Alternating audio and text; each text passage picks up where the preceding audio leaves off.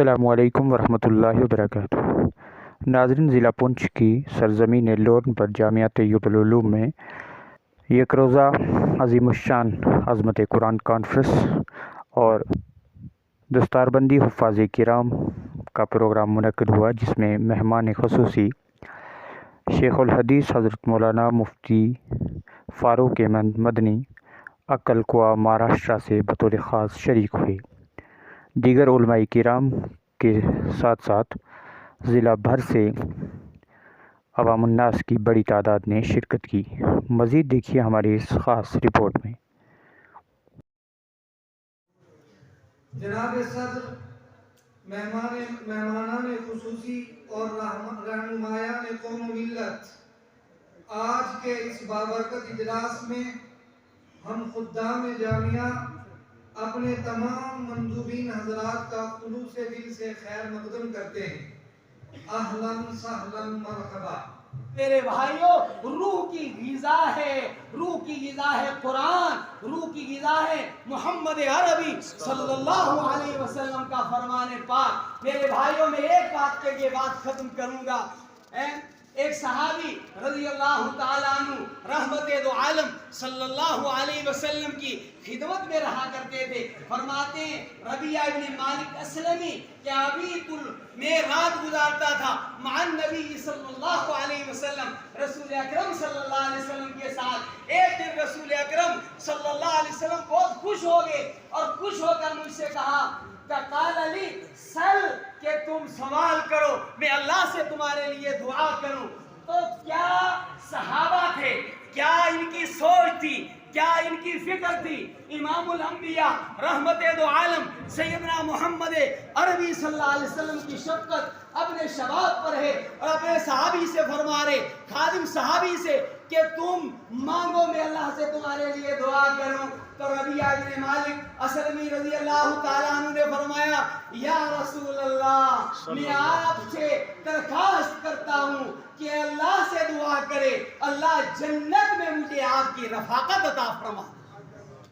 آج اس نورانی، اس بابرکت عظیم الشان اجلاس کے اندر نہایت ہی خوش نصیب وہ ماں باپ ہیں، وہ علاقہ ہے، وہ بستی ہے کہ جس بستی اور علاقے کے طلباء کرام کو یہاں سے قرآن مجید کے تکمیل کی دستار دی جائے، اور وہ اساتذہ کرام، وہ مدرسہ، وہ انتظامیہ، وہ تو اس سے بہت زیادہ بابرکت اس لیے ہیں کہ ان کی محنتوں اور ان کی کاوشوں سے اللہ تبارک و تعالیٰ نے ان بچوں کو اس قابل بنایا کہ جو اپنے خاندان کے 10 جہنمیوں کو جہنم سے بچا کر جنت میں لے جانے کے ضامن بن رہے ہیں۔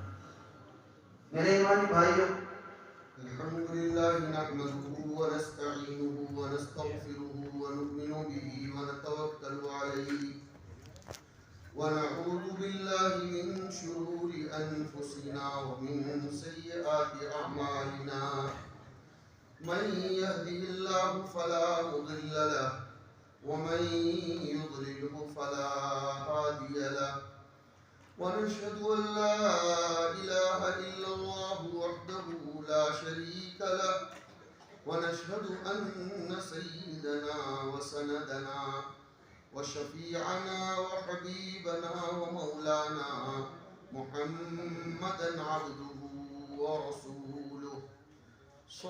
قرآن کریم میں ایک سورت ہے 25ویں پارے میں، جس کو سورہ شورا کے نام سے موسوم کیا جاتا ہے۔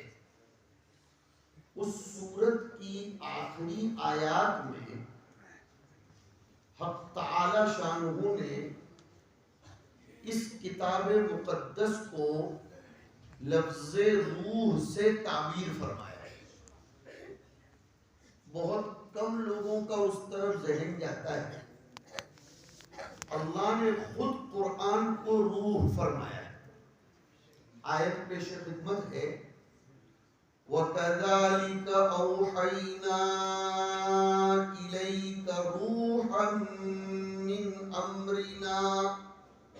جو رہنمائی جو نصیحتیں کی ہے کہ سلام کو عام کرو، کھانا کھلاؤ، اپنی زبان سے اور اپنے ہاتھ سے کسی کو تکلیف مت پہنچاؤ.